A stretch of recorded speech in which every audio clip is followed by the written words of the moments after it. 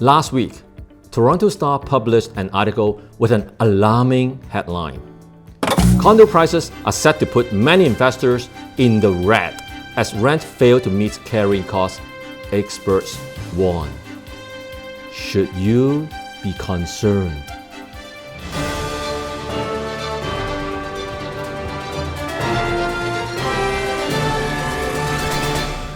Condo investors in Toronto can be generally classified into two main categories. Number one, mom and pop investors. These are the parents who see rental units as hedge for their kids against the ever-increasing property prices in Toronto. Number two, retirement investors. These are the people who view condo investments as part of their pension plan. They see rental units as appreciating asset that generates a retirement income stream. The Toronto Star articles warns condo investors that the rent increase cannot catch up with the price appreciation. So the rent collected is not going to be enough to cover the carrying cost of owning a condo. Let me ask you, what is the biggest expense of owning a condo? That's right, mortgage payment, principal and interest. The article gives the warning based on a 25% down payment and a 3.5% interest rate. For those of you who have been working with me for your investment, you would know the answer to this question.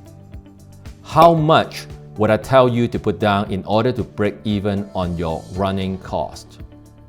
35% minimum. I have been saying that for a couple of years already. So with only 25% down, you run in red. Yes, so you have to chip in a couple $100s a month to keep things running. Don't forget that your principal is getting paid off. 25% did not break even since a while ago. I'm so confused as to why it is a warning now. Anyway, let's take a look at the rental yield in different countries around the world. Which country have excellent over 9% of rental yield? Jamaica, Egypt, Ukraine, with good yield between 5 to 7%. Indonesia, Philippines, Thailand. Toronto in Canada has a yield of 3.91%. Switzerland, 3.33%. New York, 2.91%. Now onto the very poor category.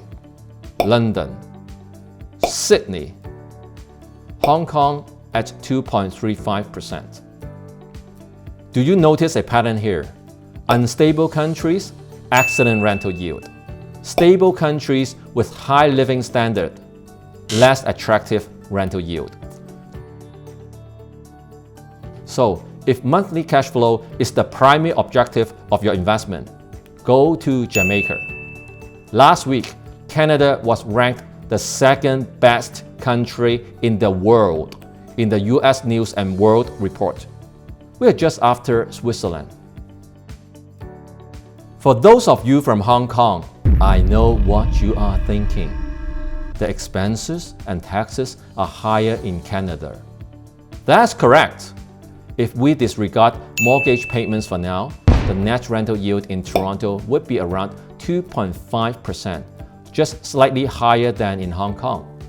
But you should keep in mind that the condo prices in Toronto are still around 3 to 4 times cheaper than in Hong Kong. So, rental yield is just one thing to look at in the investment equation. Entry price, appreciation, country stability are all important factors to consider. In fact, if we go back and look at the two main types of investors in Toronto, the first type is the parents buying for their kids. Let's say they only put 25% down and have to chip in $200 a month to cover the carrying cost. They will still choose to buy in Toronto because their kids are not going to live in Jamaica.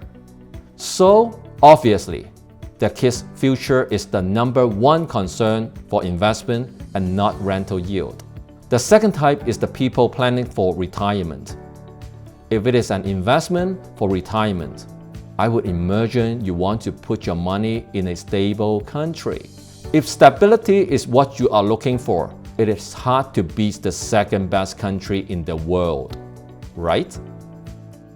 So, I really don't think this investors running in red with 25% down warning would have any effect on our market.